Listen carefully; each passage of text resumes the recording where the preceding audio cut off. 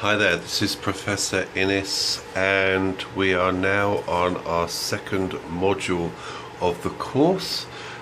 We've started this course with our discussion of ethics, and just to clarify ethics, we are dealing with that discussion of the different notions of the good. So in ethics, we're not prescribing anything. We're not saying here that I think this is wrong or this is right.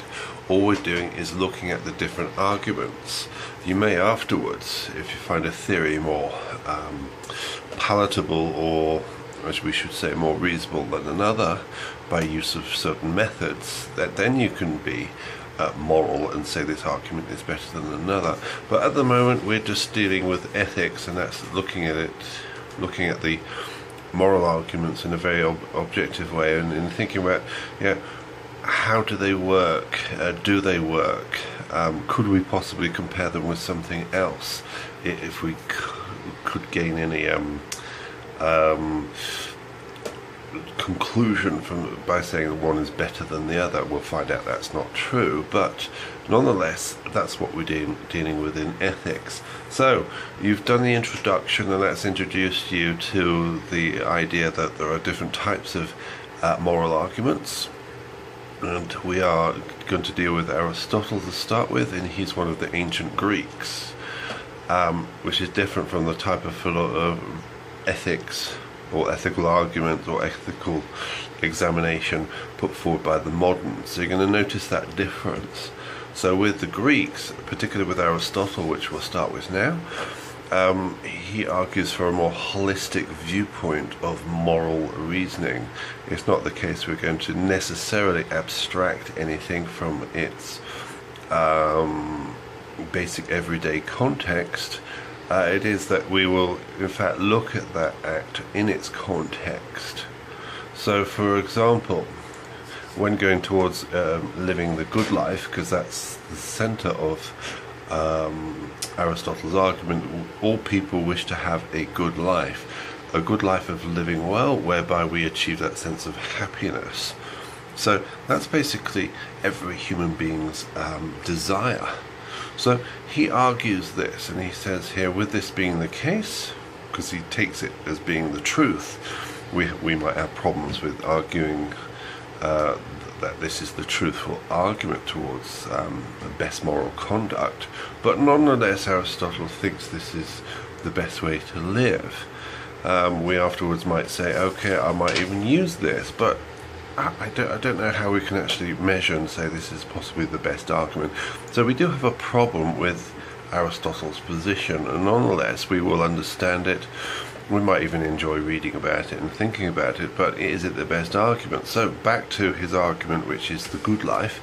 Everybody desires a good life. Everybody desires to be happy. So he sets up this argument and puts forward the reasoning we will use in order to be happy. So for example, we'll approach this thing called a happy medium, whereby we look at particular acts and we say to ourselves here, how should we approach this particular act? So I'll talk about eating. So we have eating as an act.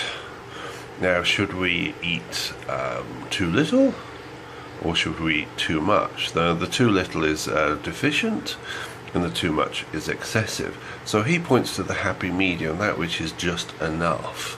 It's quite simple in that way. We may even think to ourselves, we think this way anyway. But we've got to keep in mind here that he is arguing it from a standpoint whereby probably people don't understand this. Probably people haven't quite understood this happy medium. And this has got to be applied to everything, whether it's to do with eating, going for walks, how many friends you have, everything's to do with this. So you can fill in the gap, and you can come up with thousands of different moral considerations which will lead towards you living the good life. So in that sense, therefore, the happy medium will lead towards that in between deficiency and excessive behavior, which should, according to Aristotle, lead towards you being happy. Again, with Aristotle, a person who's happy is self-actualized.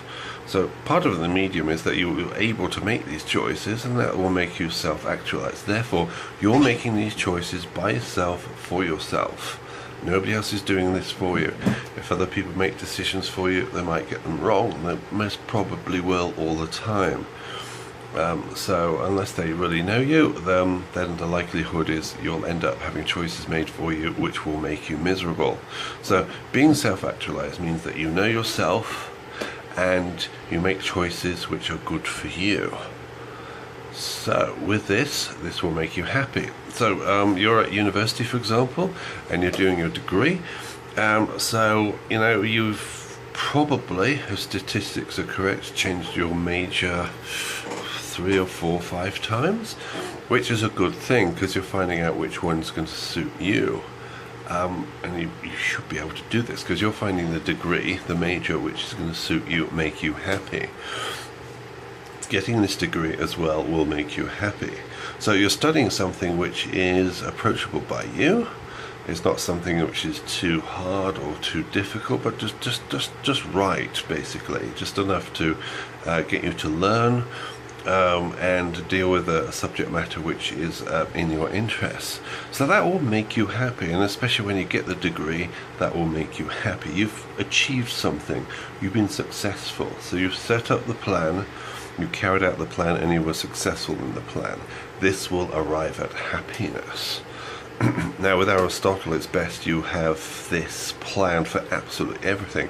Therefore, when you wake up in the morning, you're supposed to have a plan of action of what you're going to do, right up to the moment you go to bed, and you have the same plan the next day. That will arrive at being self-actualized. Therefore, you're achieving those good things in life which will make you happy.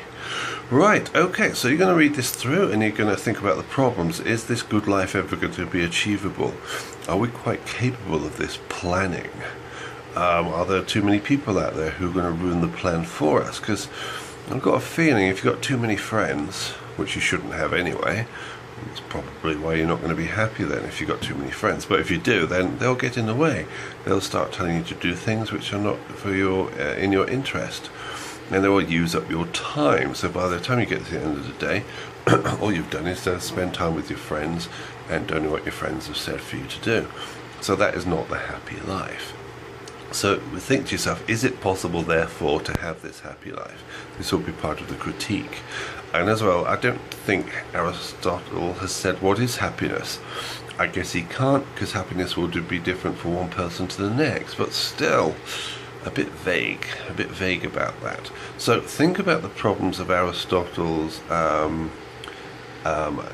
argument for the good life and achieving the good life, and most of all, is it possible to achieve it? In his reasoning, only a small portion will ever achieve it. We're talking 3% of the population. Now, if only 3% of the population can achieve it, then is this really a good argument? Is it a good theory? And at the end of this argument, you could argue, right, if nobody can achieve this, then what does that say about us human beings? We can't achieve this good life. We can't set up a scheme. We can't set up a plan of action which will make us happy. So again, what does that say about us human beings? Even if Aristotle has got a reasonable argument, if we can't follow through with that argument or follow his argument, then what's the point of discussing it in the first place? Right, so hopefully this made sense. Hopefully you've got a good understanding of Aristotle by the time you've done the reading or watched the videos. Please continue to do that with the reading and the videos. And also, I've read through some of the work you've done, and it looks like all of you are writing good, full answers. All the ones I've read so far, anyway.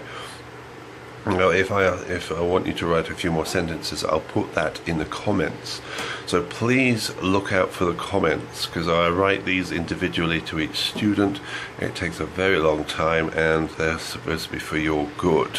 So please do that. So look at the comments. If I do say please write more, I will. That will be for you to write some more for your homework. But for the most of you, I think we've understood that you are writing enough. So you're writing about the subject and your understanding of the subject and the particular problems at that particular moment, and you're writing enough, which we need to do in philosophy because we need to explain ourselves, we need to discuss and get comfortable with the different ideas and problems we're discussing. So we're off to a very good start, so keep up the good work, please, and again, let me know if you need anything, please. Thank you. Speak to you soon. Bye bye.